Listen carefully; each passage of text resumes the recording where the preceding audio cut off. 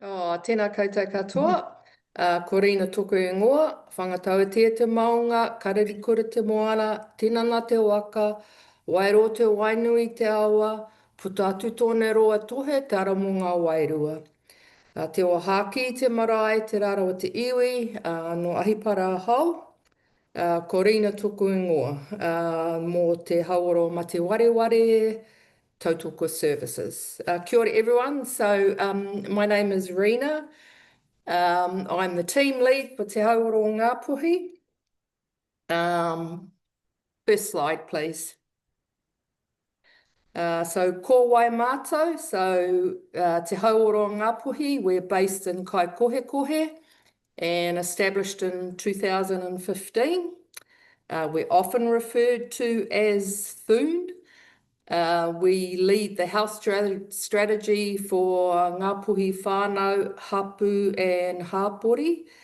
And we're one of the several organisations that come under the umbrella of the Runanga. Next slide, please. In terms of our geographical area for our contract, with Kaikoe as the base for our wider outreach community, we start at Whangarei in the south and go right up to Te Rerenga Wairoa in the far north, and from Hokianga in the west to Whangaora in the northeast. However, essentially there are no boundaries for Ngāpuhi and its people. Next slide, please. I just want to introduce you to our team. So we have our fearless one, Tia Ashby, who's our CEO, Dr. Lane Marsh as our Chief Medical Officer. Unfortunately, I wasn't able to get an image of her.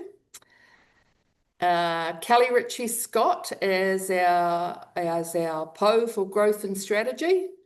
Myself, Tanya Mehana, who supports myself in Te Hiku, Pānia Moulton in Kaimanaki and Whangarei, Joan Henare, who is our casual. Now, Joan was employed with us full-time. She, however, thought she was going to be able to retire, which I did allow her to retire for a short time, and I've now got her back working as a casual for us. And we have Faith Tuheke in the mid-north. Together, between the team, we have approximately 55 years of lived experience dealing in mate wareware. So it's a significant, between us all, we've come across all sorts of situations and dealt with lots of behavioural issues. Next slide, please. Thank you. So our model of care is Te Whare Tapo Whā, and I'm sure you're all familiar with this. And in order for us to thrive, we need to have a strong, all sides of the house need to be strong. Next slide, please. So some of the programs that we have run over the time is Haumana Whakaoho Whakaro Māori, which is the CST or cognitive stimulation, which you're all very aware has been adapted by Dr. Makarena Dudley to be seen through a Te Ao Māori lens.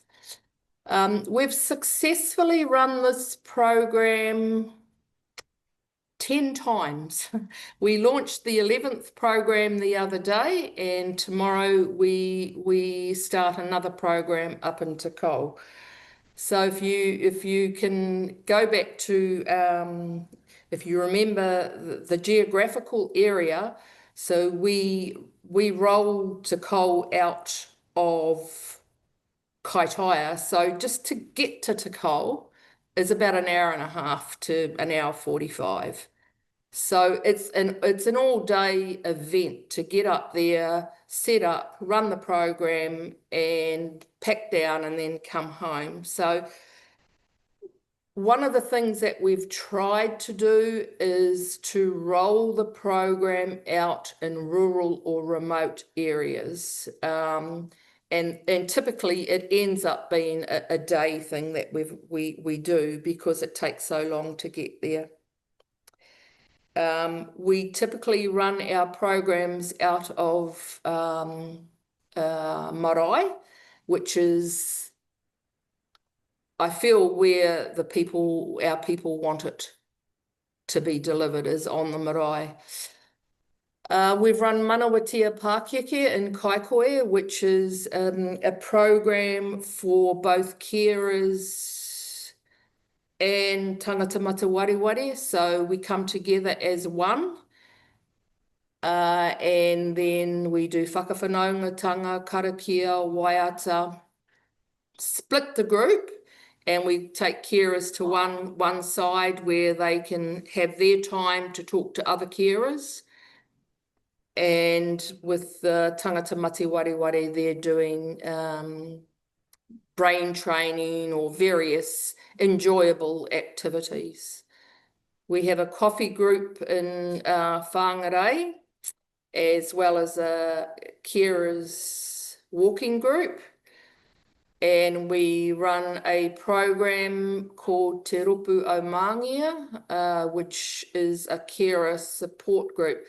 This has been a very successful program. So this is a partnership between the Centre for Brain Research and Te Hauoro o Ngāpuhi.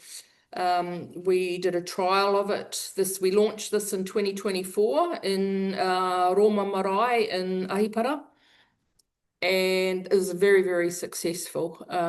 We had a master's student with us who collected data, and the data was presented in Hawaii at the Indigenous Researchers Conference. So that was a really successful program. We've since rolled that program Te Ropu o Māngia out in Omanaya, which is a very rural community in the mid-north. Next slide, please.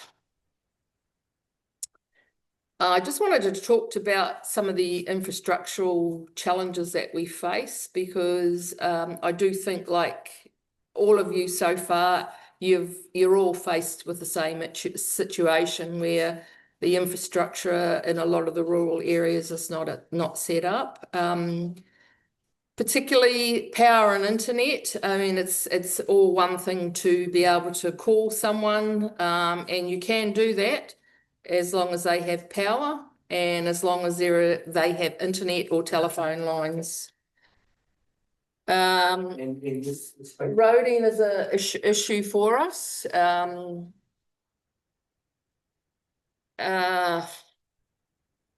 So I'm sure you're all aware that State Highway 1 was closed for 2 years. So the Mangamuka Gorge was closed for a couple of years, which is a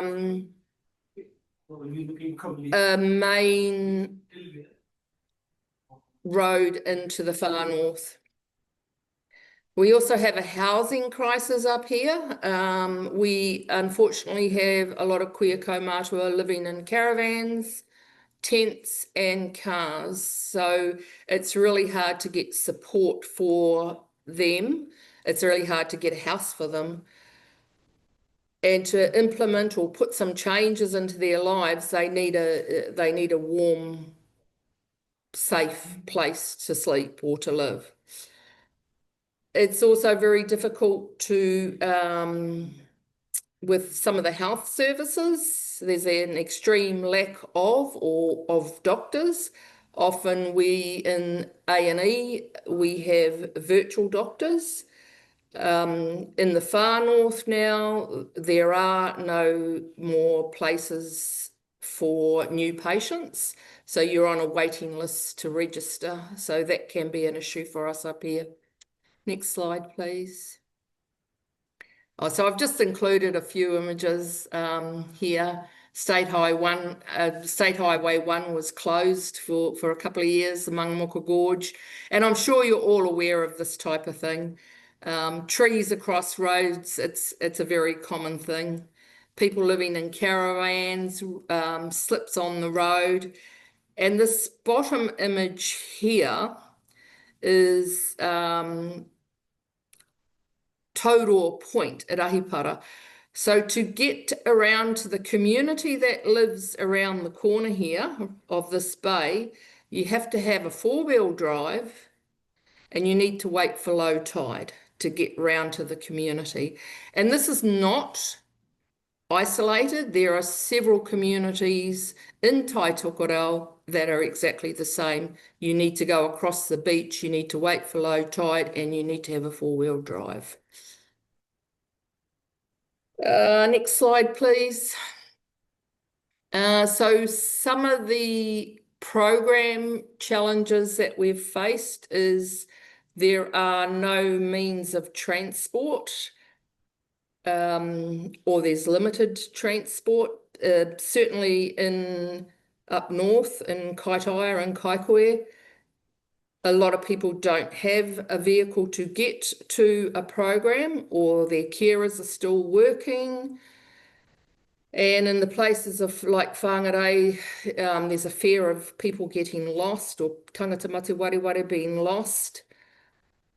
I think transport is one of our biggest issues, getting people to programs. Often the carer, if they're wanting to come to a support program, they don't have anyone to sit with their person while they go out.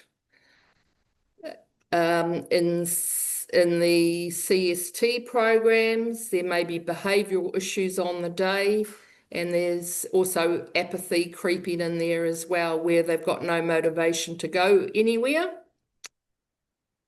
And it can also be that at a program they wander off. So we need to keep an eye on them. And if someone is wandering, we just can't have them in the program, essentially. As I said, we run most of our programs on a marae, and that comes with its challenges as well. Rightly so, if there is a tangi or a tūpapaku arriving, we need to vacate. And even if we have a backup venue organised, typically if there is a tangi, then all the queer kaumata or anyone with mate wareware is going to go along and be on the marae and support for that tangi as well. Sometimes on a marae, the community is just simply too small. And what we've found in one of our carer support groups is, with the community being too small, the carers aren't wanting to share too much information for fear of being talked about, or they're going to tell someone else, or they're embarrassed. And that's coming down to that stigma as well. And the communities can be too close to each other. In our CST programs, often the carer wants to stay at the program with their loved one. And this in itself can be a challenge, because the person with mate wareware will always look to the carer for an answer, or on the flip side of that, the carer wants to answer for the person with mate wareware. So we don't encourage the carer to stay when we deliver the CST programs. Next slide, please. So some of the navigational challenges that we've experienced is whānau don't want help. We're okay until we're not okay. And now we're in crisis mode, and now we need help. So a lot of whānau don't want a diagnosis. We've found this. And why don't they want a diagnosis? I mean, I feel that there's several reasons. They're embarrassed, they're ashamed. There's a lack of knowledge and understanding on mate wareware. But in particular, I feel that our people are very proud people, and they feel that it is their role, it's our role to look after our loved ones. And by accepting help or asking for help, I feel that they see this as a failure. Hence, they won't readily ask for help, and hence they don't readily want a diagnosis. Often the carer or the partner have their own health issues, especially if it's a couple, a partnership. I looked after my mum for a number of years, and prior to that, my dad did. My dad looked after mum, and they were a fabulous unit together. Mum had mate wareware, but was physically fit, and dad was sharp as a button, bright as a button, but he had his own physical issues. But together they operated really, really well as a unit. So this can in itself can be a challenge, especially if one of them, if the person that doesn't have mate wareware is not driving. There can be long delays in accessing basic services and specialist services, particularly in the rural or remote areas. There are no basic services.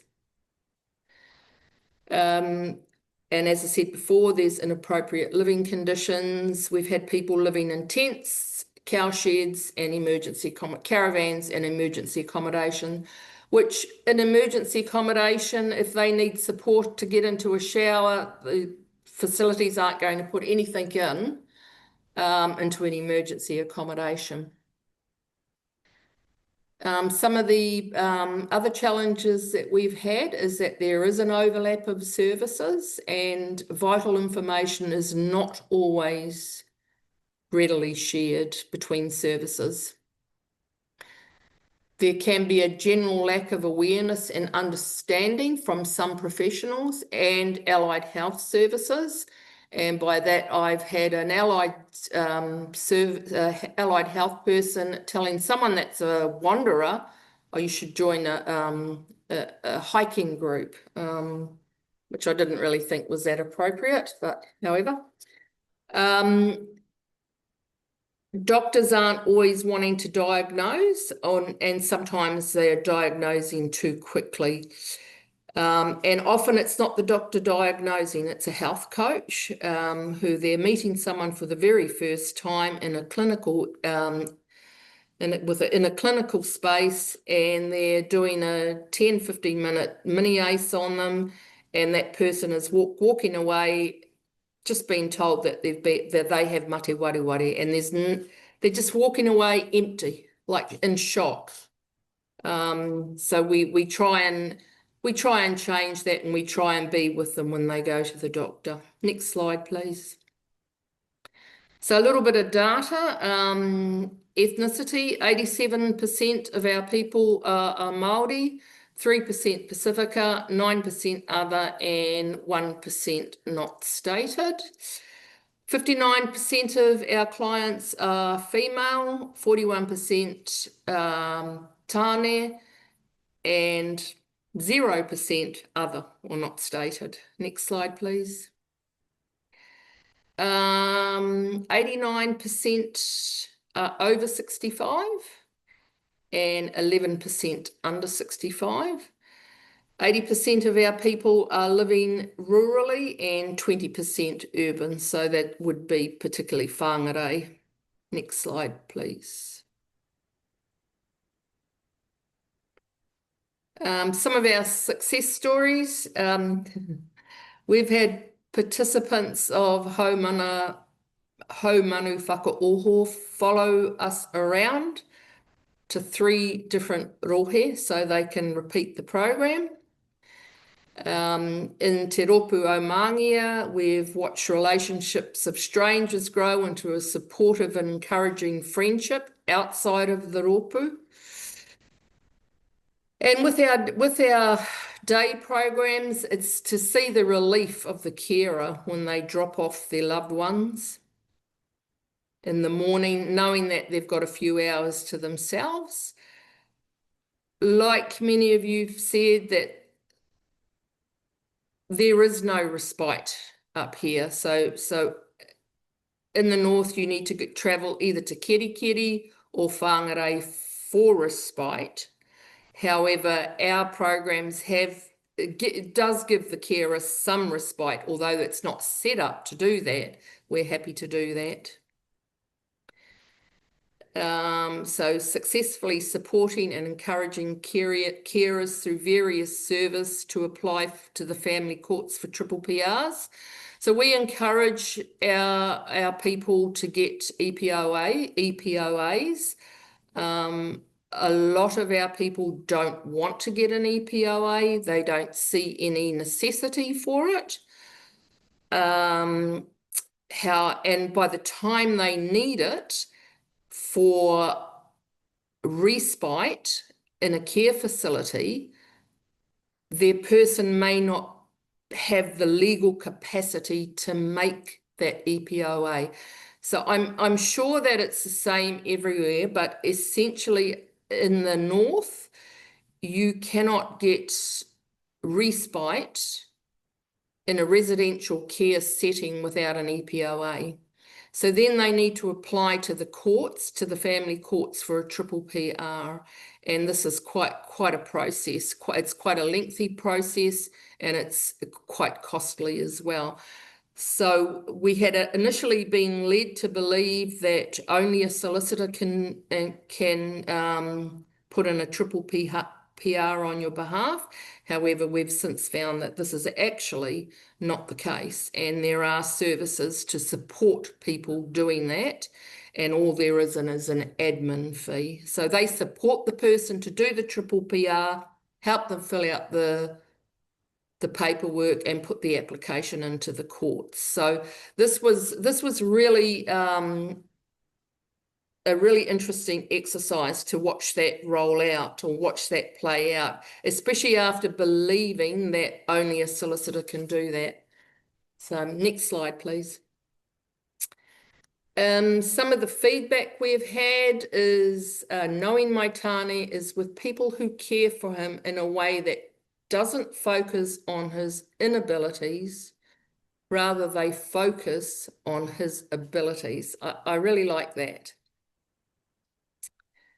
The positivity that this kaupapa adds to the life of carers such as myself is priceless. Modi order. I am grateful for these support group meetings. They have been a wealth of information, support, comfort, company, conversations, and knowledge. I look forward to each one, and I feel comfortable amongst those who attend. This is an integral service for our community.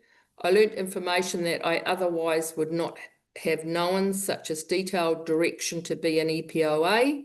It is great for others like myself to meet other people who have provided the same carer support. And Thun Kaimahi have gone above and beyond with integrity and knowledge and provided a safe space for this program to flourish. Ngā mihi atu. Next slide. Oh, that's it. Thank you. Oh, thank you, Rina. I think that comment about going above and beyond might just about sum you folks up. Amazing and really, really challenging conditions up there. So we have a comment that has come in from Paul about how, that idea that dementia mati wari is everybody's business. It's not just a health issue. And how great it is to see the kind of cooperation, and really interested in that collaboration that you had with the researchers from the Right. yeah. Would you Yeah. just tell us a little bit about that? I know it's only one little thing in there, but it sounds really intriguing. Yeah. No, that was good. So the girl did it, the research on creating a model for carer support, a Māori model of support. So Cool. And you're repeating it now, did you say? yes. Yeah. So that's ongoing. The one in Kaiārahi is ongoing. So the Ormanaya one, I think the community was just too small. So we sort of we did about 6 months there and let it go because we just didn't get the attendance we needed Yeah, to keep yeah. it going. And again, like some of our the other programs that we've been hearing about, again, those issues coming out of people who are they're progressing down their journey with dementia matiwari, and they might be, wanting, like you were saying, about people who wander, who are, not comfortable anymore sitting quite, in a steady sitting for a length of time. And that thing about, not having the next thing for people who are going to need more support. That's a hard thing, isn't it? It is a hard thing.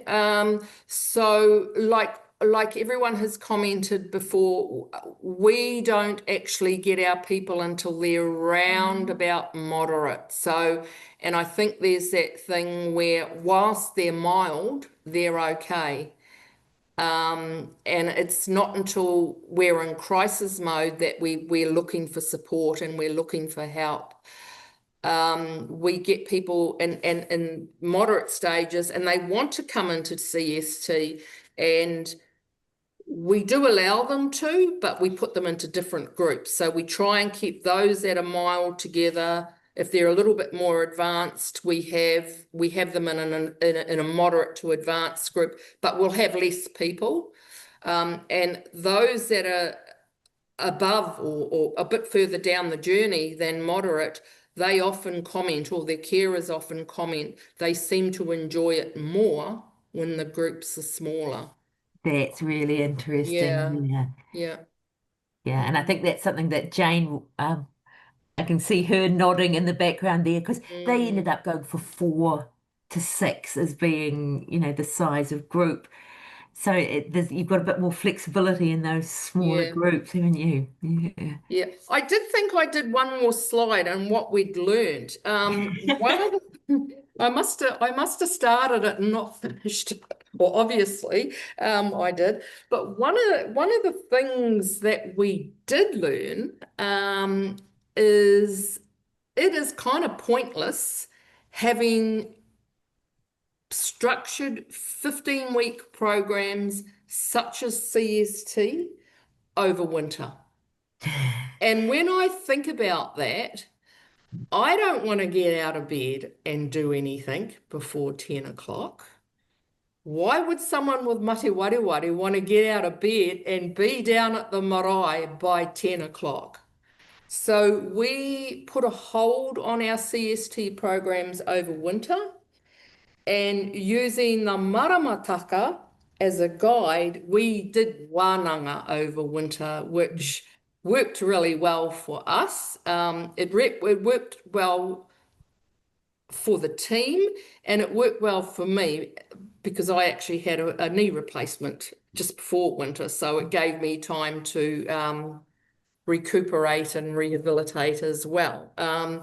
So yeah, I wouldn't. Last year we held CST programs over winter, and they were quite poorly attended.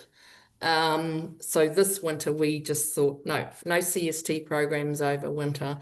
So we're quite busy rolling them out at the moment, or starting them up at the moment. And that means that we've got to get them started. This is our last week to start them so that we can finish them by the first or second week of December.